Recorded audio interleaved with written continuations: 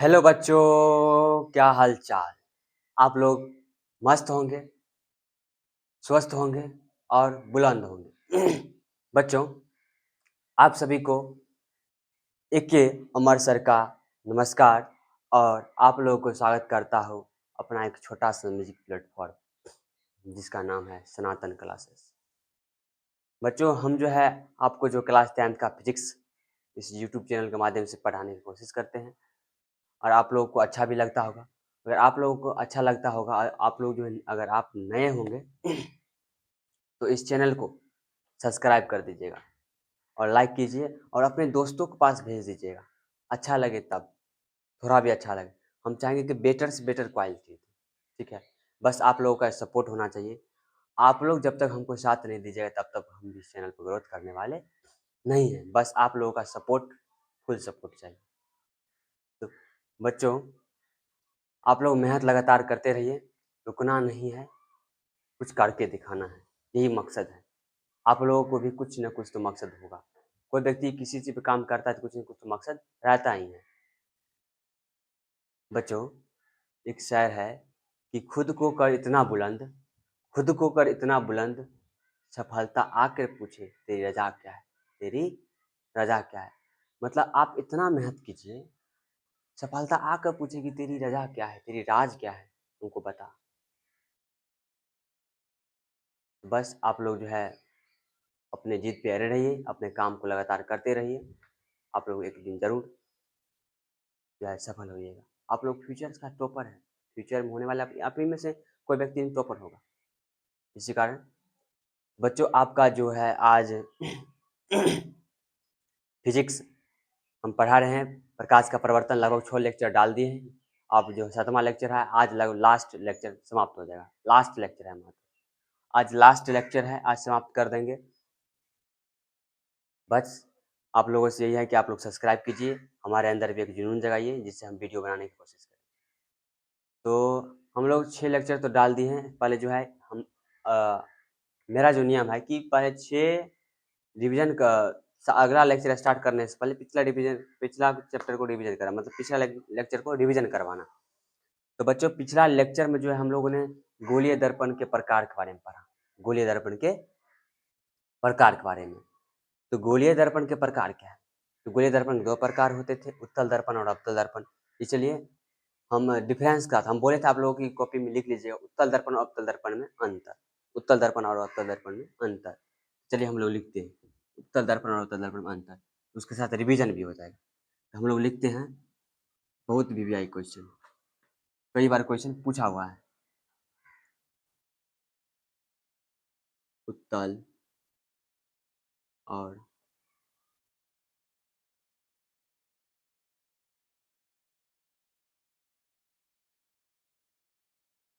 अवतल दर्पण में एक तरफ क्या करते हैं, उत्तल दर्पण लिखते हैं और एक तरफ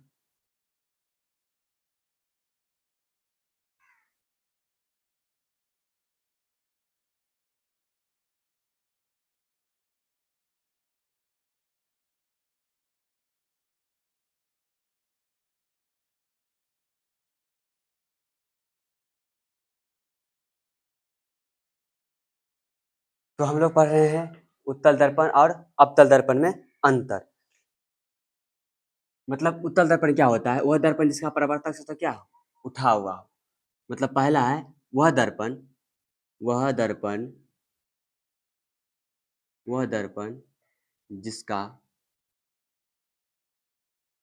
परावर्तक सतह, परावर्तक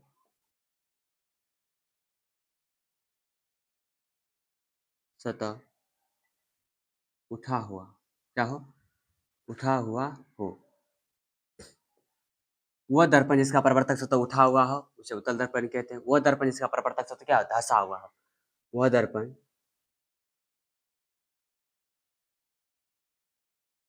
वह दर्पण जिसका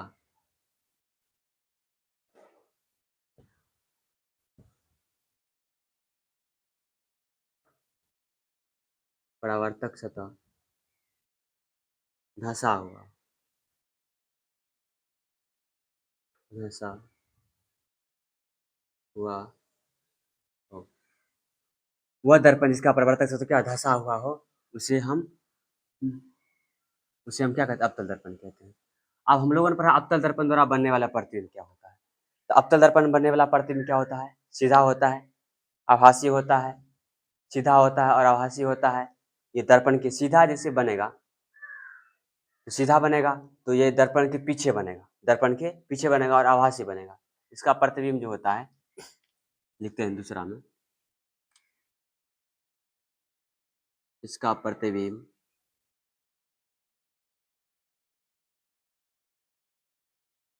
सीधा होता है, सीधा होता है।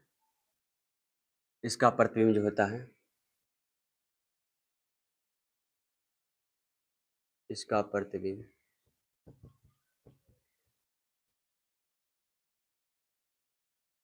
इसका जो प्रतिबिंब है क्या होता है? उल्टा होता है। क्या होता है? उल्टा, उल्टा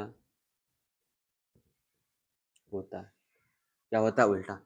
मतलब इसका प्रतिबिंब सीधा होता है, इसका प्रतिबिंब उल्टा होता है। इसका प्रतिबिंब क्या होता है? सीधा होता है, इसका प्रतिबिंब क्या होता है? उल्टा होता है। अब इसका प्रतिबिंब सीधा होता है तो हमको पढ़े हुए सीधा जिसका प्रतिबिंब अगर बनता है तो क्या होता है? आभासी प्रतिबिंब होता है। क्या होता है? इसका आभासी प्रतिबिंब। कल हम लोगों ने पढ़े हुए हैं इसका आभासी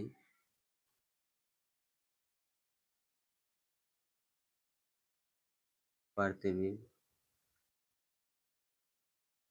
होता है।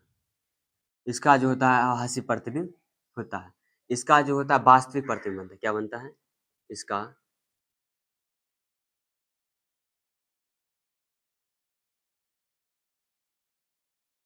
वास्तविक प्रतिबिंब बनता है। हम क्या बोले कि इसका जो होता है आभासी प्रतिबिंब बनता है, इसका जो होता है वास्तविक प्रतिबिंब बनता है। इसे पर्दों पर प्राप्त किया जा सकता है, इसे पर्दों पर प्राप्त नहीं किया जा सकता, इसे पर्दों पर प्राप्त किया जा सकता है। इसका जो है दर्पण के पीछे बनता है। क्या बनता है? यह इसका प्रतिबिंब दर्पण के पीछे बनता है। हम लिखेंगे इसका जो प्रतिबिंब है, इसका प्रतिबिंब इसका इसका प्रतिबिंब क्या? दर्पण के पीछे बनता है। इसका प्रतिबिंब दर्पण के पीछे बनता है। इसका क्यों बनता है? सीधा बनता है, इसका दर्पण के पीछे, इसका प्रतिबिंब दर्पण के आगे बनता है। बस इसका उल्टा करते जाना है। इसका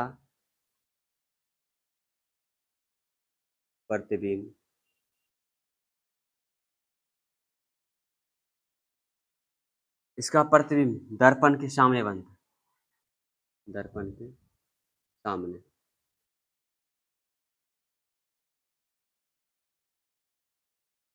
सामने बनता है।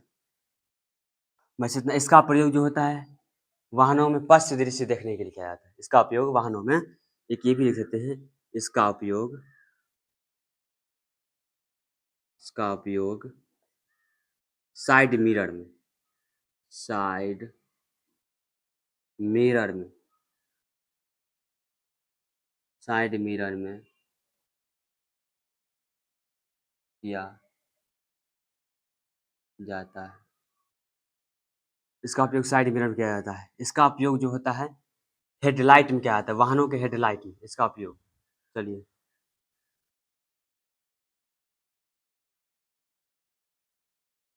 इसका उपयोग वाहनों के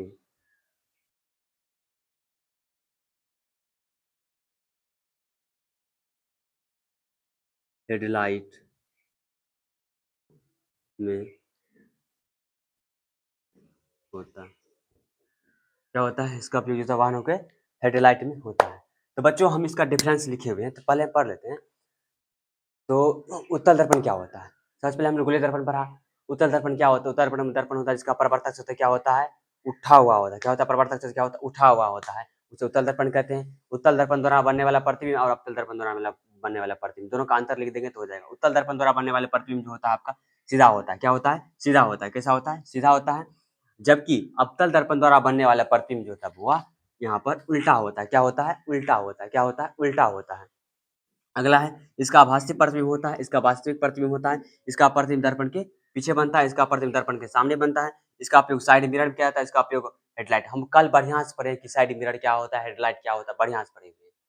बस इतना ही। इसका एक डिफरेंस और लिख सकते बहुत सारा। इसका एक फिगर बना दीजिए, एक परावर्तक से तो उठा दीजिए, एक परावर्तक से तो अंदर कर दीजिए, बस यही इसका एक डिफरेंस हो जाएगा। उसके बाद हम लोगों ने पढ़ा उत्तल दर्पण का उपयोग। उत्तल दर्पण का उपयोग हम लोग जानते करते पश्च दृश्य देखने के लिए किया जाता है।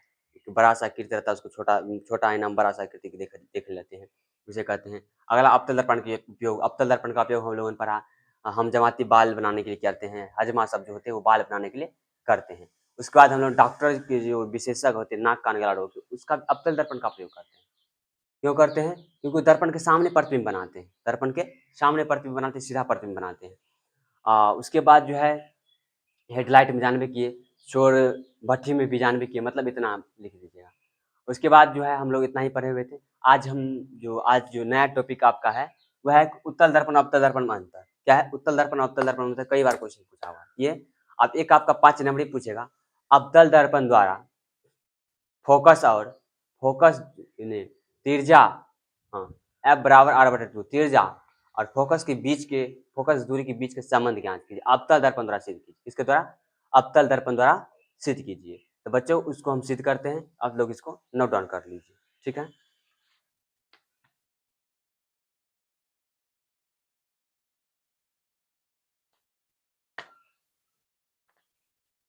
तब तक आप इसको जो है नोट डाउन कर लीजिए।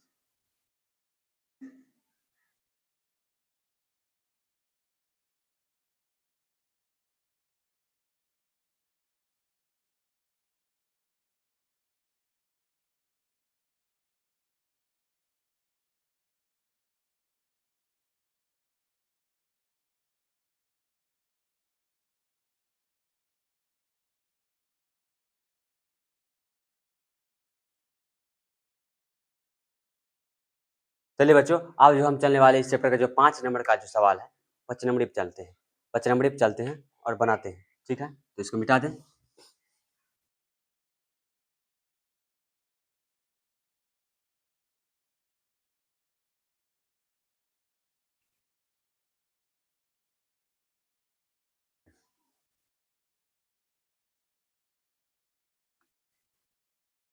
आपका यहाँ जो होने वाला है, चित्र हम बनाते हैं पहले।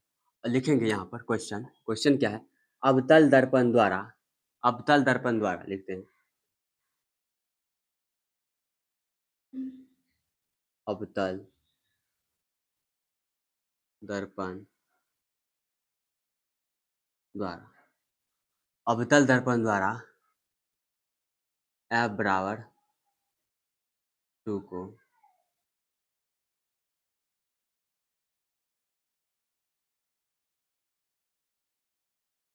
सिद्ध करें।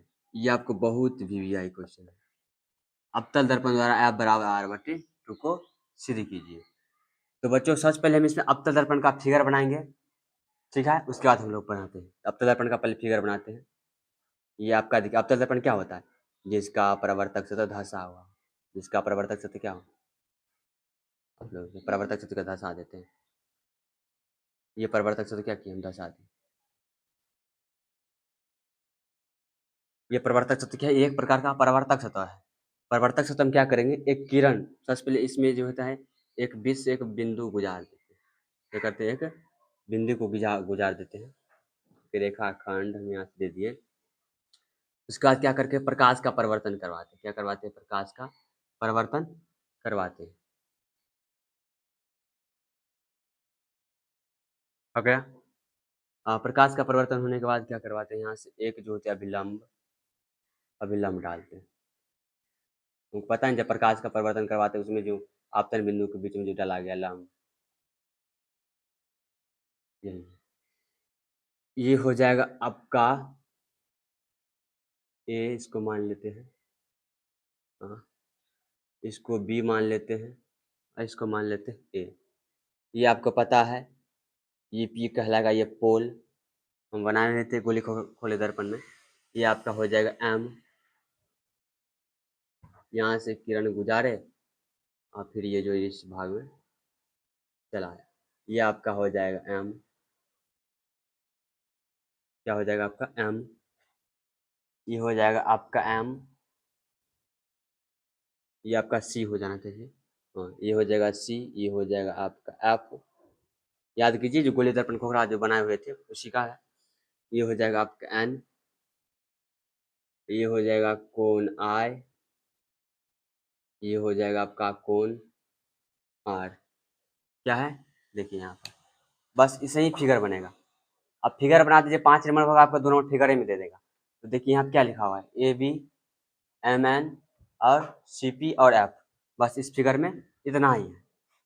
लिखेंगे इस फिगर में पहले कि माना कि AB कोई अवतल दर्पण है, AB अवतल दर्पण है, MN आपतित किरण है और MN आपतित किरण है और NF क्या है, प्रवर्तित किरण है और C और F एक अभिलंब है और P क्या है, ध्रुव है। लिखेंगे, क्या से लिखेंगे, हाँ लिखते हैं।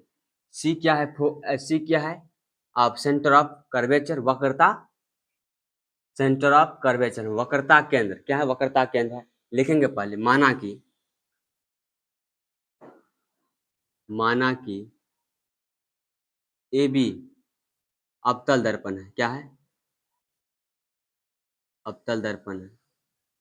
जो हम लिखे उसका मान लिखते हैं, अवतल दर्पण, कोमा MN आपतित किरण, क्या है, आप, क्या है आपका, आपतित किरण है।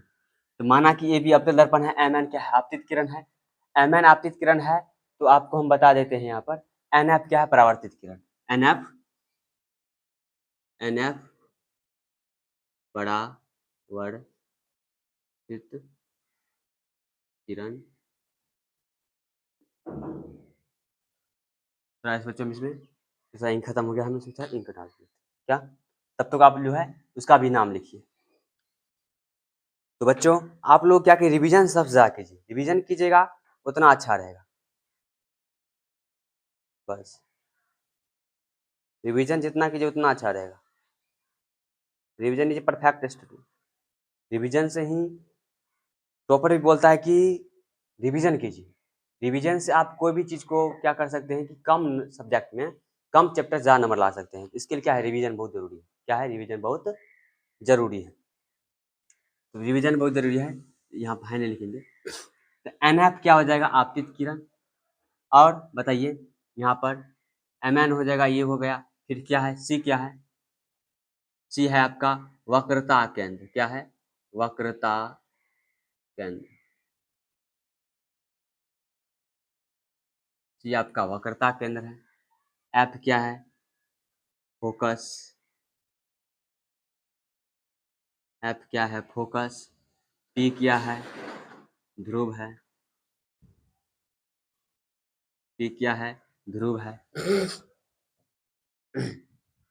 लिखेंगे अब प्रकाश के परावर्तन के दूसरे नियम से, क्योंकि यहाँ पर जो आप जो लिखे हुए हैं, देखिए क्या लिखे हुए हैं, अवतल दर्पण द्वारा F बराबर अल्ट्रासोनिक कीजिए, तो यही हम फिगर बनाएंगे। तो पहले लिखेंगे माना कि AB कोई अवतल दर्पण है, AB क्या है, कोई अवतल दर्पण है।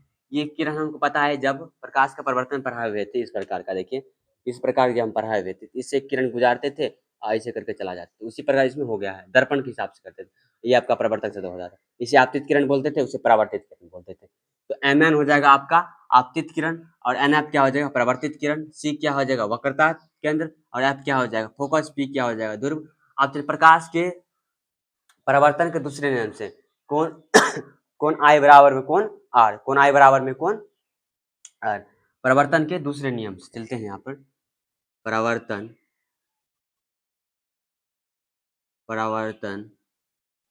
के दूसरे नियम से, किस चलते हैं, परावर्तन के दूसरे नियम से। तो हो जाएगा कोण I बराबर कोण R। परावर्तन के आपतन कोण परावर्तन कोण के बराबर होते हैं, तो जहां कोण I आपतन कोण, कोण R क्या है, परावर्तन कोण। इसी कारण हो जाएगा कोण एम एन एफ, कोण एम एन एफ हो गया। कोण एम एन एफ के बराबर क्या होगा, अभी लोग बताइए। कोण एम और एन एफ के बराबर होगा कोण सी एन एफ। कोण एम एन एफ के बराबर कोण सी एन एफ। कोण सी एन एफ, इसी का परिवर्तन दूसरे नियम से कोण एम एन एफ हुआ और कौन हो जाएगा सी एन एफ। ठीक है, ये हो जाएगा आप समीकरण पहला। क्या होगा समीकरण पहला। लिखेंगे अब एम एन समांतर है, एम एन समांतर है सीपी के, जहां एन क्या है तिर्यक है, जहां क्या है एन सी क्या है तिर्यक है। एम एन समांतर है सीपी के, लिखेंगे यहाँ पर एम एन समांतर है, एम एन समांतर है सीपी, जहां जहां हम बता रहे हैं जहां एन सी क्या है तिर्यक है, एन सी तिर्यक क्या है, एन सी तिर्यक है। एम एन समांतर है सीपी का, एम एन क्या है एम एन समांतर है सीपी का और एन सी क्या है तिर्यक है। जैसे ही बोला कि एम एन समांतर है सीपी का, एन सी तिर्यक है, तब होगा कोण एम एन सी, कोण एम एन सी। क्या बोला कोण एम एन सी, ये हो गया कोण एम एन सी बराबर हो जाएगा आपका कोण एन सी एफ। कोण एन सी एफ क्या हो जाएगा कोण एन सी एफ, ये हो जाएगा एकांतर कोण से, कौन सा कोण से एकांतर कोण, एकांतर कोण, ये हो जाएगा समीकरण दूसरा। अब चलते समीकरण पहला और दूसरा से। समीकरण पहला और दूसरा से, समीकरण पहला और दूसरा से। तो पहला और दूसरा देखिए, ये आपको बराबर कौन है, तो बोला है कि कौन सी एन एफ बराबर होगा कौन सी एन एफ, कौन सी एन एफ बराबर होगा कौन सी एन एफ बराबर होगा कौन एन सी एफ, क्या होगा कौन एन एफ सी। ठीक है, इसीलिए लिखेंगे यहाँ पर, इसीलिए del del N C F समद्विबाहु त्रिभुज है, डेल एन सी एफ समद्विबाहु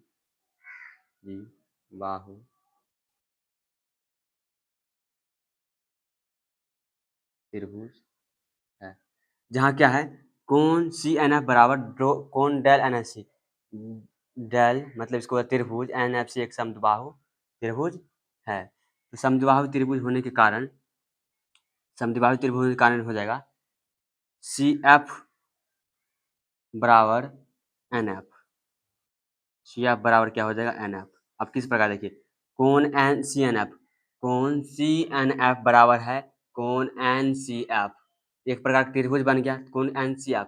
कोण एन सी एफ क्या है एक समद्विबाहु त्रिभुज है, समद्विबाहु त्रिभुज के कारण हो जाएगा कोण सी एफ, कोण सी एफ बराबर कोण एन एफ, समद्विबाहु त्रिभुज कोण सी एफ बराबर कोण हो जाएगा कोण एन एफ हो जाएगा। अब लिखेंगे चित्र में, अब थोड़ा इस पर चलते हैं, क्या है चित्र से चलते हैं। चित्र में लिखा हुआ है एनपी बहुत निकट है, एनपी क्या है बहुत निकट है। चित्र में लिखें एनपी बहुत निकट है, क्या लिखेंगे एन कोमा पी बहुत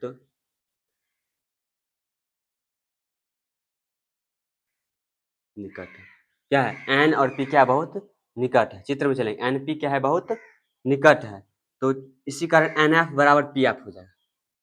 मतलब देखिए किस प्रकार सी एफ बराबर एन एफ, तो क्या हम सी एफ बराबर एन एफ लिख देंगे, क्यों लिखेंगे एन पी बहुत निकट है, एन पी बहुत क्या है निकट है, क्या है एन एफ पी बहुत निकट है। निकट होने के कारण यहाँ पर लिखना पड़ेगा सी एफ बराबर पी एफ, सी एफ बराबर पी लिखना पड़ेगा पी एफ, क्योंकि चित्र में एन पी बोला क्या है बहुत निकट है, क्या है बहुत निकट है, अर्थात सी एफ बराबर पी एफ बराबर एफ, अर्थात सी एफ बराबर पी एफ बराबर एफ होता है। क्या होता है? सी एफ बराबर पी एफ बराबर एफ होता है। सी एफ बराबर पी एफ बराबर एफ होता है। इसी कारण लिखेंगे पी सी बराबर सी एफ प्लस का, हाँ, पी एफ प्लस का सी एफ। तो पी सी क्यों लिखेंगे? पी सी यहाँ से लेकर यहाँ तक की दूरी क्या है? आर है। इसी कारण पी सी बराबर लिखेंगे यहाँ पर पी एफ, एफ प्लस का एफ, पी सी बराबर हो जाएगा आपका आर, तो बराबर हो जाएगा 2f, एफ बराबर हो जाएगा आर बटा का 2। प्रूफ दैट, प्रूफ क्या होगा? Proof that. पहले आप लोग इसको एक बार देखिए, फिर हम समझाते हैं बढ़िया से, सीधे ब्रेन में सेट कर देंगे। क्या कर देंगे? सीधे ब्रेन में सेट।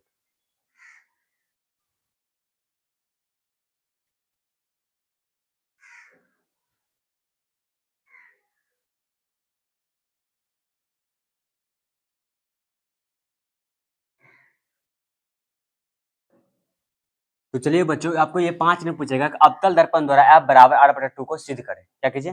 अवतल दर्पण द्वारा f बराबर r बटा को सिद्ध कीजिए। तो आपसे पूछेगा, तो पहले क्या बनना है? एक फिगर बनाना है। क्या करना है? एक फिगर बनाना है।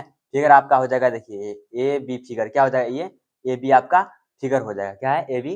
ये फिगर पहले बनाएंगे। तो पहले फिगर क्या करेंगे? एक अवतल दर्पण लेंगे। क्या करेंगे? एक अवतल दर्पण अवतल दर्पण लेंगे, और अवतल दर्पण क्या करेंगे? प्रकाश का परिवर्तन करवाएंगे। क्या करवाएंगे? प्रकाश का परिवर्तन करवाएंगे। तो हमने प्रकाश का परिवर्तन करवा दिया। फिर एक जो होता है, क्योंकि गोले दर्पण का भाग है, इसी कारण इसमें जो एक रेखा खींचेंगे, सरल रेखा। ठीक, सरल रेखा। तो पहले समझते हैं कि चित्र किस प्रकार बनेगा। पहले एक चित्र बनाएंगे, एक प्रवर्तक से तलेंगे, फिर करवाएंगे, फिर ये जाएगा।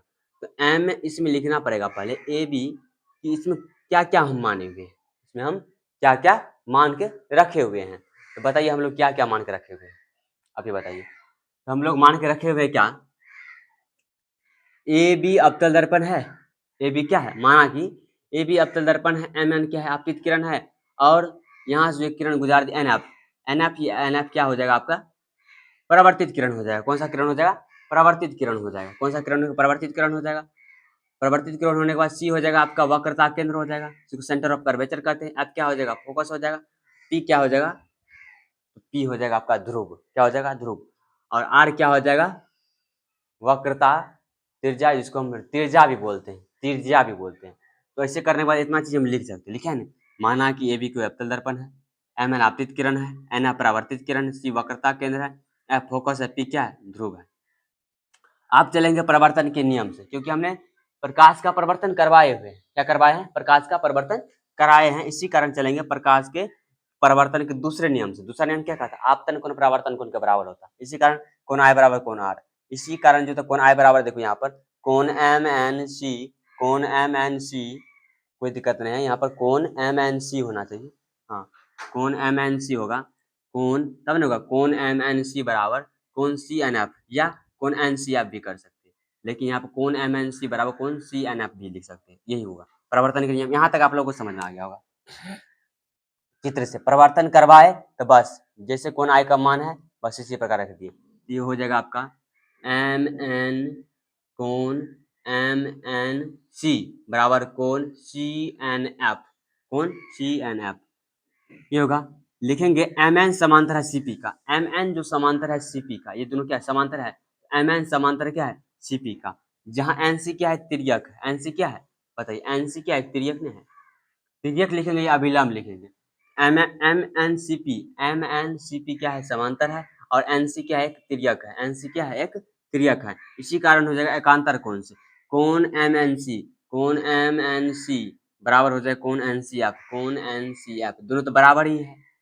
हाँ, क्योंकि अगर हम मान लेते हैं कि ये दोनों समांतर है, तो दोनों जिस प्रकार प्रकाश का परिवर्तन करवाए थे फिर उसी प्रकार हो। यहाँ पर हम कौन सी एन भी लिख सकते हैं। इसी कारण समीकरण 1 और 2 से सी एन एफ बराबर एन सी, या लिख सकते हैं कौन एम एन सी बराबर ये। तो दोनों बराबर है, दोनों में से किसी का मान रखे तो आंसर आ जाएगा। तो कौन एम एन सी बराबर कौन एन सी एफ, समीकरण सेकंड प्रथम और दूसरा से सी एन एफ बराबर एन सी एफ। देखिए सी एन एफ बराबर एन सी एफ, इसी कारण हो जाएगा सी एफ बराबर एन एफ, मतलब छोटा सी एफ बराबर एन एफ, मतलब दोनों क्या है? बराबर है। बराबर। अब चित्र से चलेंगे। इसके कारण क्या एनपी बहुत निकट है, एनपी क्या बहुत निकट है, इसी कारण जो होता है सीपी बराबर एनपी बराबर सीएफ बराबर पीएफ, सीएफ बराबर पीएफ दोनों निकट में है, इसी कारण सीएफ जितना उतना पीएफ होगा, इसी कारण सीएफ बराबर पीएफ लिख दिए। इसी कारण सीएफ अर्थात सीपी बराबर सीएफ बराबर पीएफ बराबर एफ होता है। क्या होता है? एफ होता है।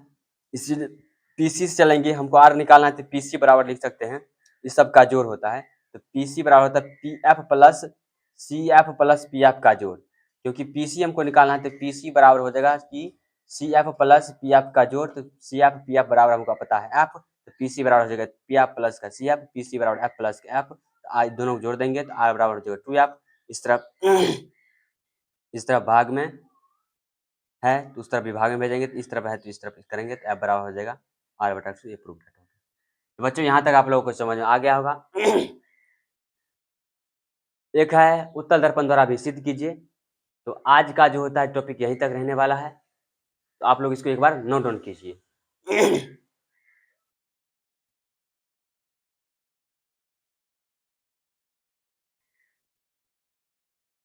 तो बच्चों आज का टॉपिक आपका चैप्टर जो है आज यहीं तक, आज यहीं पर समाप्त करेंगे। आपका ये 5 नंबर हम तैयारी करवा दिए हैं। अगले बार आप जो वीडियो आप जाने वाला है, आप बायोलॉजी का चैप्टर 1 प्राणियों में पोषण, जिसको हम पोषण से पढ़ेंगे, पहले पढ़ेंगे प्राणियों पोषण, फिर श्वसन, परिवहन, इतना सारा चैप्टर है। धीरे धीरे करके चाहते हैं कि 1-2 चैप्टर 5 चैप्टर जितना भी पढ़ सकते हैं, और हिंदी का बहुत जल्द ही आप लोगों का लेक्चर हम डालने वाले हैं। तो यहाँ तक आप लोगों को समझ में आ गया होगा। तो आज हम लोगों ने सिर्फ पढ़ा है कि उत्तल दर्पण अवतल दर्पण अंतर, तो आप लोग जानते करते हैं उत्तल दर्पण क्या होता है। उत्तल दर्पण वो दर्पण होता है जिसका परावर्तक से तो उठा हुआ हो, परावर्तक से क्या उठा हुआ हो, और कैसा प्रतिबिंब बनता है, सीधा प्रतिबिंब बनता है, और कैसा प्रतिबिंब बनता है, आभासी प्रतिबिंब बनता है, ये दर्पण के पीछे बनता है। इसका उपयोग हम वाहनों में पश्च दृष्टि देखने के लिए करते हैं। किसके देखने? पश्च दृष्टि को देखने के लिए करते हैं। अगला आप बताइए, अवतल दर्पण जिसका परावर्तक से धंसा हुआ है, इसमें क्या बनता है? उल्टा बनता है, ये दर्पण के सामने बनता है और का वास्तविक प्रतिबिंब बनता है। वैसे तो अवतल दर्पण को जहाँ जहाँ रखेंगे वहाँ अलग अलग प्रकार के प्रतिबिंब बनता है, लेकिन हमको इतना मेन पॉइंट जो है रखना है। तो आप लोग जो है इतना आप लोग उत्तल दर्पण अवतल दर्पण निकोण कर लीजिएगा। तो आप लोग जो शुरू से जो पढ़ाए हुए थे, प्रकाश किसे कहते हैं, सब आप लोग एक बार रिविजन कीजिएगा। आज ये तो लेक्चर डाल ही देंगे, और कल हो सकता है बायोलॉजी का चैप्टर का जा सकता है, आज शाम तक अपलोड कर देंगे। तब तक आप क्या कीजिए, चैप्टर तो समाप्त होने वाला है। बहुत बहुत बधाई आप लोगों को। हम और आप लोग मिलके, हम और आप दोनों मिलके इस चैप्टर को समाप्त कर लिए, चैप्टर को समाप्त कर लिए हैं। तो आप लोग भी जो है इस वीडियो को ज़्यादा से ज़्यादा शेयर कीजिए, सब्सक्राइब कीजिए, ज़्यादा से ज़्यादा सब्सक्राइब कीजिए, लाइक कीजिए, और कमेंट में लिखिए कि जिस चीज़ पे आपको वीडियो की जरूरत होगा उस चीज़ पे वीडियो बोलिएगा, तो हम वीडियो डाल देंगे। मैथ बोलेगा मैथ पर, एसएसटी बोलेगा तो एसएसटी पर, संस्कृत बोलेगा संस्कृत पर, जिस पर आप बोलेगा उस पर वीडियो डालने की कोशिश करेंगे। बस आप लोग सिर्फ एक बार कमेंट कीजिए, कमेंट का रिप्लाई हम जो है देने में थोड़ा देर लग सकता है, इसलिए घबराइएगा नहीं आप लोग। बस सब ऊपर वाला कृपा है। कहते हैं वही होई है जो राम रचि राखा, जो राम भगवान लिखे होंगे वही होंगे।